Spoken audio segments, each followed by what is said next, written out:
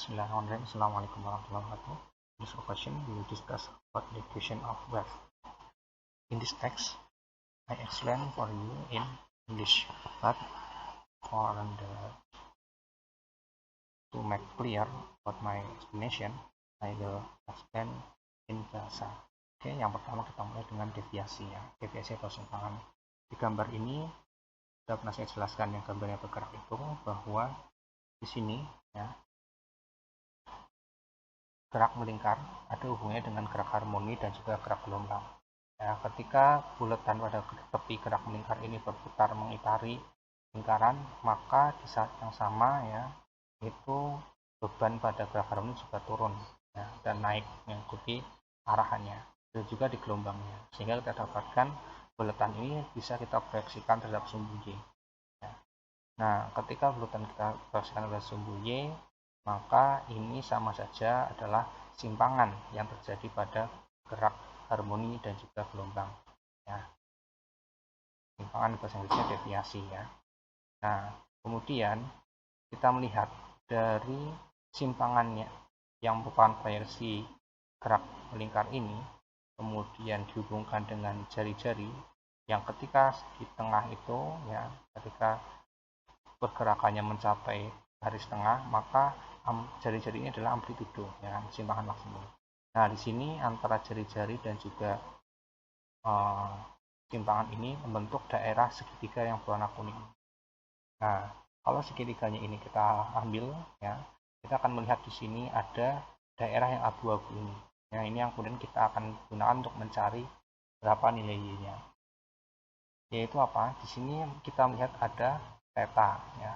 Sehingga secara trigonometri kalian sudah belajar ya, itu kita dapatkan sin theta sama dengan Y per A ya kan, depan dibagi miring, depannya tuh yang Y, miringnya tuh yang A, sehingga kita dapatkan Y sama dengan A sin theta. Ini adalah simpangannya. Karena theta tidak ada di gerak harmoni, lagi di gelombang, maka kita perlu merubah theta menjadi besaran yang lain yang memungkinkan digunakan di gerak harmoni dan juga gelombang. Nah, kita mengambil analogi dari gerak lurus ya kan. Di sana ada S sama dengan V kali T. Ya kan? Nah, S-nya adalah jarak, maka kita analogikan dengan theta sudut.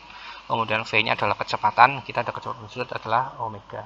Sehingga dijadikan theta sama dengan omega T. Maka persamaan gelombangnya menjadi Y sama dengan A sin omega T.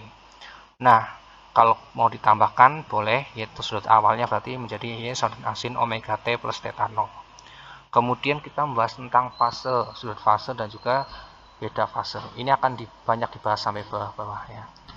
Fase itu adalah ya bagian dari sudut fase, di mana sudut fase adalah sudut yang digunakan keseluruhan dalam mencari deviasi itu ya. Jadi ketika tulisan Y sama dengan A sin omega T, nah berarti omega T itu adalah sudut fase secara keseluruhan. Atau kita tuliskan lagi menjadi Y sama dengan A sin 2pi Ft ya. Nah, kemudian Ft ini kita pisahkan jadi Y sama dengan A sin 2pi Psi. Nah, Psi ini ya, Psi ini adalah fase itu sendiri ya. Fase itu sendiri. Kenapa? Karena 2pi Psi tadi kan adalah sudut fase ya. Kita tuliskan di sini sudut fase. Dan Psi adalah fase itu sendiri. Karena apa? Setiap 2pi atau setiap satu gelombang maka akan menuju ke properti yang baru ya. Anatomi gelombangnya kan berulang setiap satu panjang gelombang. Nah, kemudian kalau sudut fase berarti selisih antara beda fase adalah selisih antara dua fase yang berbeda ya kan. Misalnya kalau dengan gelombang satunya ada di puncak, satunya ada di lembah. Itu kan berarti kan ada selisih fasenya ya, beda fasenya. Nah, fase kan tahapan. Kemudian kecepatan getar. Kan tadi sudah ada simpangan ya yang naik turun itu ya. Kita dapatkan deviasinya. Nah, getaran itu kan berarti apa? Yaitu kecepatan bolak-balik naik turunnya.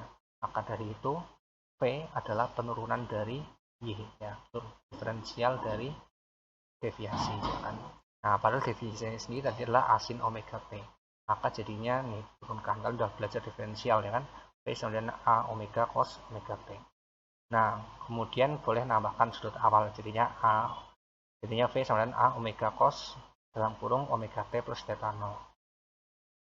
Kemudian dalam trigonometri ya kita bisa merubah ya dengan sin kuadrat theta plus cos kuadrat theta sama dengan 1 ya kan.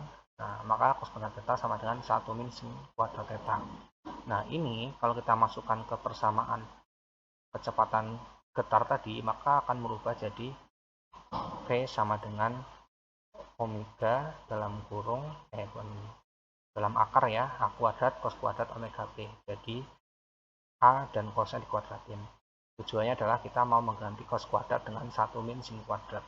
Kemudian kita lepaskan dalam kurungnya sehingga jadi A kuadrat min A kuadrat sin kuadrat omega T. Nah, ini kan Y ya kan, A sin omega T kan Y. Maka ini kita ubah jadi A kuadrat min Y kuadrat. Jadi ada dua rumus untuk kecepatan getar.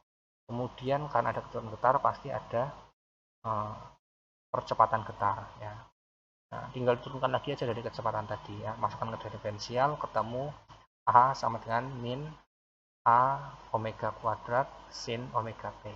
Nah, karena A omega T, A sin omega T ini adalah deviasi ya kan, maka kita rubah hasilnya langsung jadi A sama dengan min omega kuadrat G. Kemudian ada kecepatan rambat ya. Kalau kecepatan getar tadi kan sifatnya seperti GLBB ya kalau dalam gerak lurus.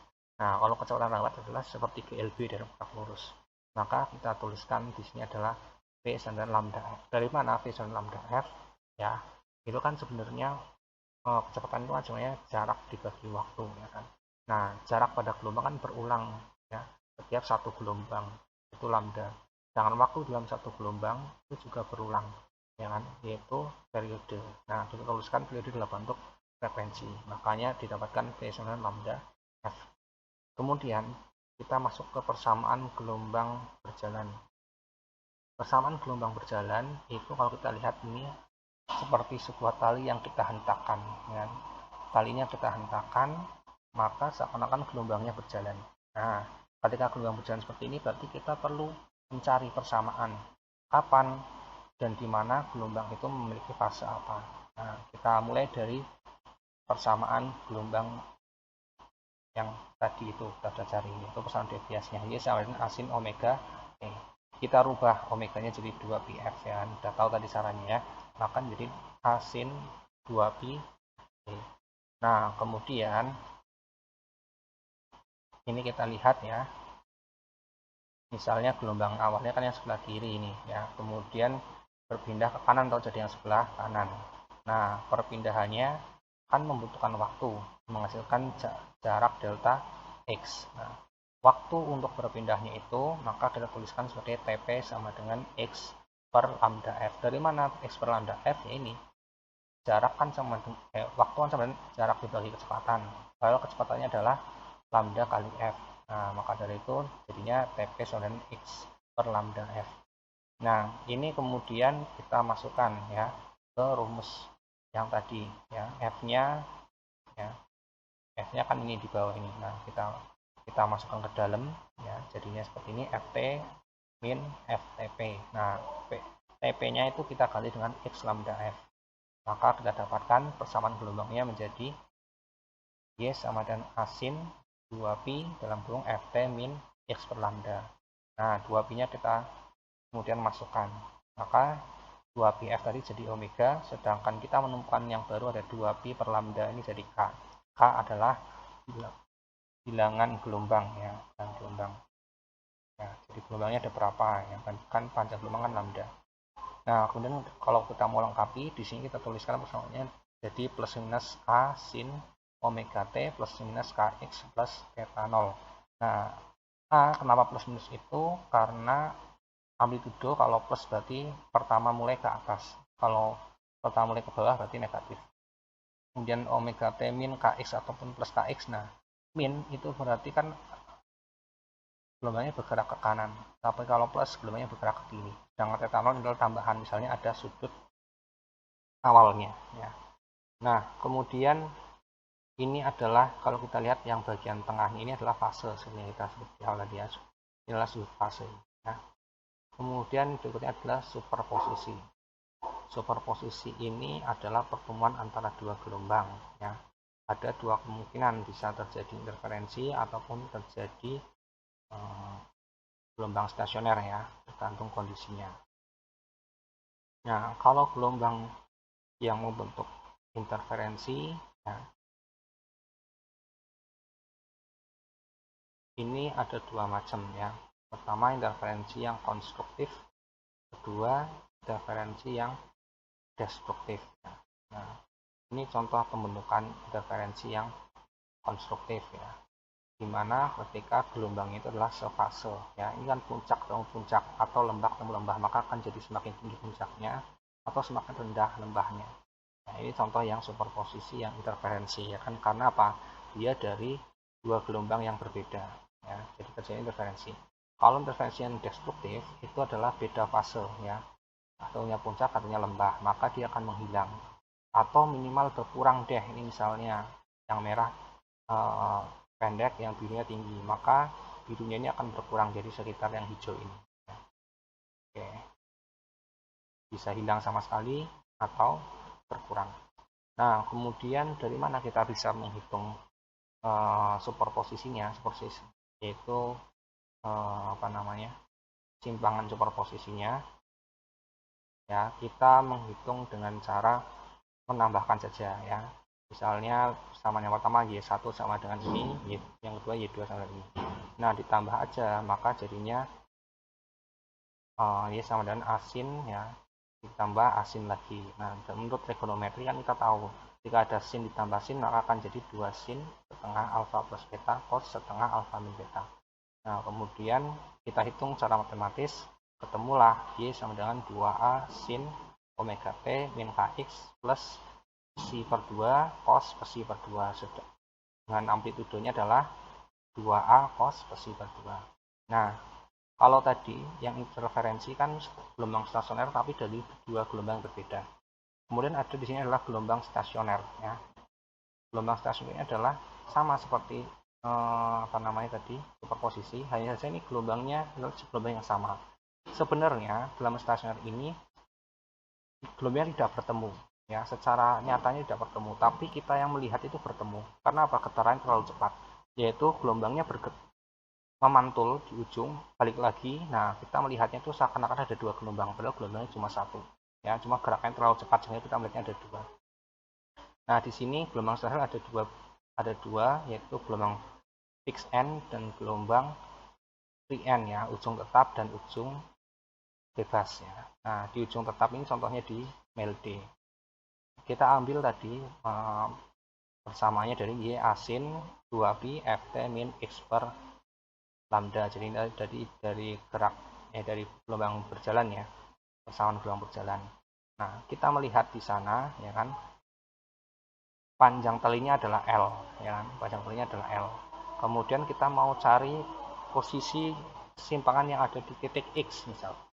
Nah, X itu ya, kalau kita perhatikan kembali lagi, X-nya misal di suatu tempat, maka X-nya kan sebenarnya telat dari awal gelombangnya.